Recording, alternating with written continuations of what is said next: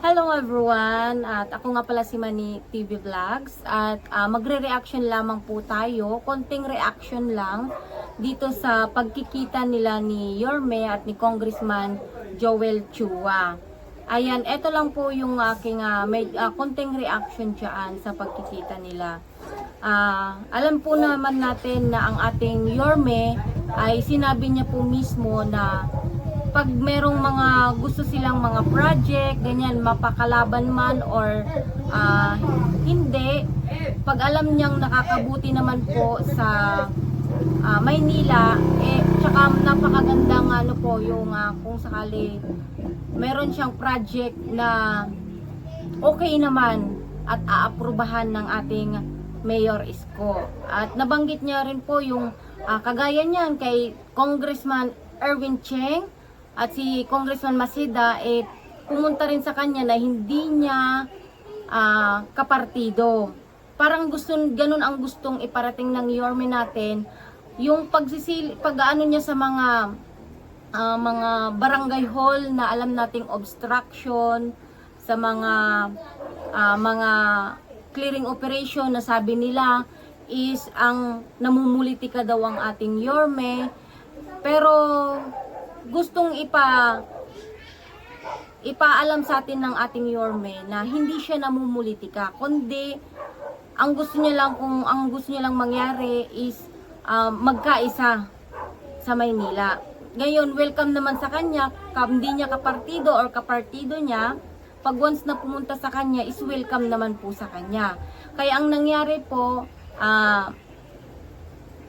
kanina nagkausap or pumunta si Congressman Joel Chua sa opisina ng ating Yorme. At eto, hindi naman po niya ito mamasamain kasi nasabi na nga po ng ating Yorme is welcome naman siya, mas lalo na kung gusto nila kung may mga project sila na gustong gawin na kailangan niyang fill upan, yung mga para sa ikabubuti ng Maynila, walang problema po si Yorme. At hindi po siya namumulitika sa mga gusto niya ipakita na hindi siya namumulitika. Kaya yung sinasabi ng iba na kalaban niya si Congressman, kaya lagi niyang pinag-iinitan. Pero kagaya niyan, nagkita po sila ng ating mayor at ng ating congressman. Ibig sabihin, kay Yorme wala po talagang meaning yon. Ibig sabihin, para sa Maynila is okay na okay po siya doon. And then, mas maganda nga po na nagkaayos na rin sila. Kasi sa pag-aayos nila is talagang hindi na magulo yung Maynila. Kasi parang nahati pagka may awayan na ganyan. Napakaganda ring balita na kahit papano naging po sila, nagkasundo sila para sa ating kababayan. Ngayon, babasahin natin yung post ng ating Yorme sa kanyang Facebook page. Ito lang po yung nasabi ng ating Yorme. Kung napansin nyo po, si Congressman Joel Chua po, etong nasa gilid, ayan. Siya po ay nakikinig sa ating Yorme. Tsaka mayroong mga papeles po na siguro may mga pinirman sila dyan. Tapos si Congressman Joel Chua, masaya po siya, nakangiti po siya. Siguro may mga pinag-usapan silang dalawa ng ating Yorme, kaya nakangiti silang parehas. May biruan siguro nangyayari. Pero at least, mas maganda yung nagkakasundo sila sa ganyan. Kasi para sa ikabubuti rin natin na taga Manileño. Diba?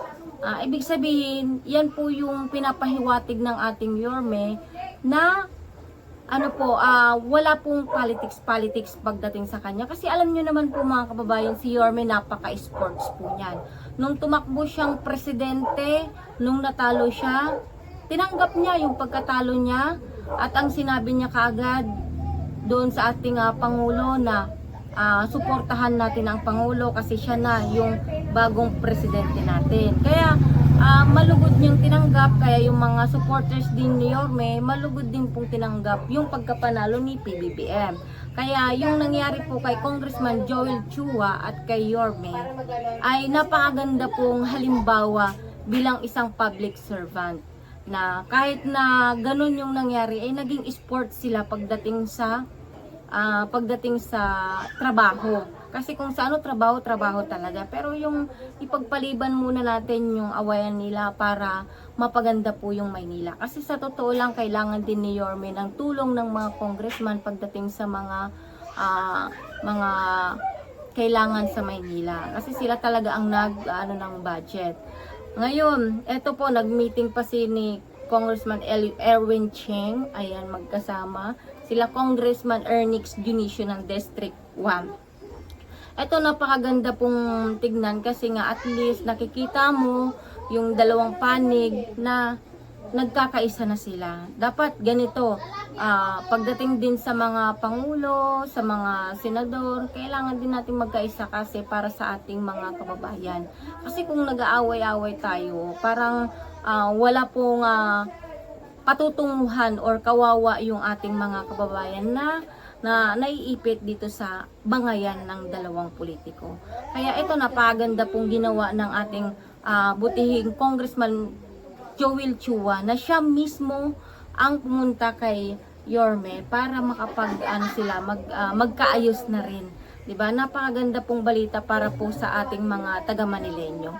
Pero ito lang po yung reaction ko para sa akin, pero sa inyo nasa inyo po yan kasi yan po yung reaction ninyo. Hindi ko po pwedeng sabihin na i-accept natin, di ba? Kung ano po yung sa inyo, side nyo po yan. Ang sa amin lang po na taga Manileño is magandang bagay din po yun kasi at least nagkaisa po sila para sa Maynila, di ba?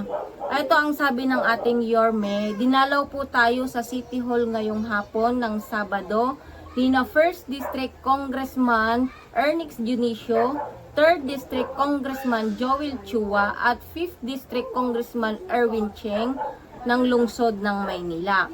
Tulad ng pagdalaw sa atin ni 4th District Congresswoman Giselle Maceda kamakailan, ang tatlo nating mambabatas ay naglahad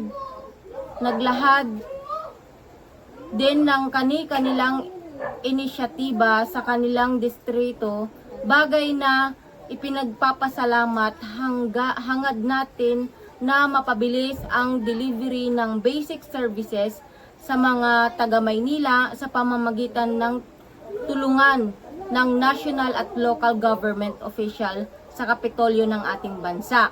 Ito yung sinasabi ko sa inyo na hangad po ng ating Yorme na yung mabilis na pag-deliver ng basic services. Yan po yung gusto ni Yorme. Kaya okay lang naman po sa kanya kung sila mismo yung nakipag-pulong o nakipag-courtesy call sa ating Yorme. Wala naman pong doon kasi kung para naman po sa ating mga kababayan, why not, 'di ba? Kaya syempre kailangan din ni Yorme ng budget kasi para makapagpatayo po siya ulit ng mga pabahay, 'di ba? Kasi yung budget kailangan po 'yan. Ayan, tsaka napakaganda kasi nakikita natin na nagkakangitian sila. Ngayon nag-post din po si Congressman Joel Chua.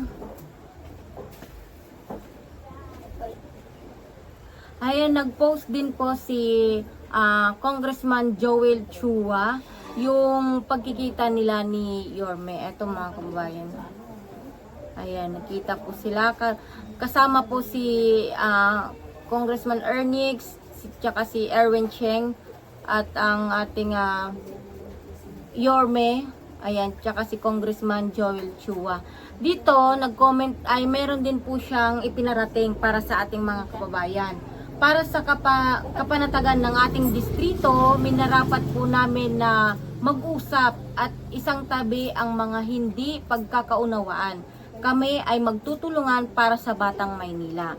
O di ba napakaganda rin po yung sinabi ni Congressman Joel Chua. Dito hindi naman po tayo pwedeng mag-reaction ng masama. Alam naman natin na si Yorme po ay napaka-sports. Pagdating sa politika, alam niya kung hanggang saan lang siya. Pagtapos ng politics, okay na yan. Kung gustong magkabati-bati para magkaayos, para maging magtulungan sila sa kanilang distrito, okay po kay Yorme yan. Wala pong problema. Naalala nyo si PBBM dati nung siya ay tumatakbong presidente, may kasama po talagang pero naging sports po siya, binaliwalan niya na po lahat yun at nag-umpisa po ulit at sinuportahan niya po ngayon ang presidente ng ating bansa. Ayan, ang ibig sabihin naman po dito ni Congressman Joel Chua para sa kapanatagan ng ating distrito. Kasi nga, para mas magandang magkabati silang dalawa para hindi na magkagulo-gulo kasi napag-uusapan na sila sa social media na nagbabangayan, nag-aanuhan silang dalawa. Kaya mas maganda na talagang nakikita ng tao na nagiging okay na rin sila kahit sa mga awayan nila, sa mga anuhan nilang dalawa. Pero at least okay na po sila. Kaya maging suportahan na lang din po natin yung ating Yorme at kung ano po yung kanyang desisyon. 'Di ba? At least naging okay na rin po. Hindi po magulo ang ating Maynila. 'Di ba? Magulo na nga yung ating bansa at sasama pa tayo, 'di ba? At sana maging okay at magtuloy-tuloy po yung kanilang pagiging pagbabalik loob na magkaibigan ulit sila. Minsan may mga reaction or mga comments sa Facebook na medyo against po sa kanila, na ganito ganyan, na sinasabi kay suportahan na lang po natin sa mga Manileño. Para sa akin sa mga Manileño kasi kahit sino man, kasi kung ito ay ikabubuti naman ng Maynila. Alam natin na nagkasala siya, pero syempre may kapatawaran naman yun, di ba? Ang Diyos nga nagpapatawad, tao pa kaya, di ba? Kaya hindi perfect ang natin, pero kailangan marunong din tayo magpatawad ng tao.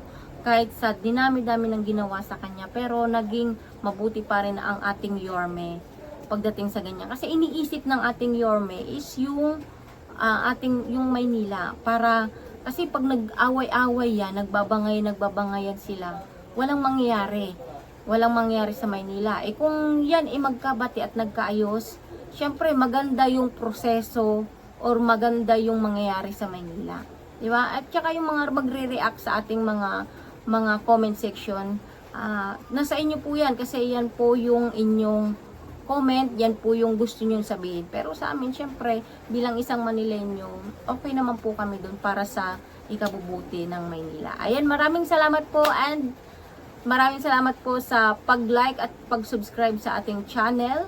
Ayan, kung nagustuhan nyo, pwede nyo na rin pong i-share para mas maraming makapanood. And see you and bye-bye po. Maraming salamat sa inyong lahat.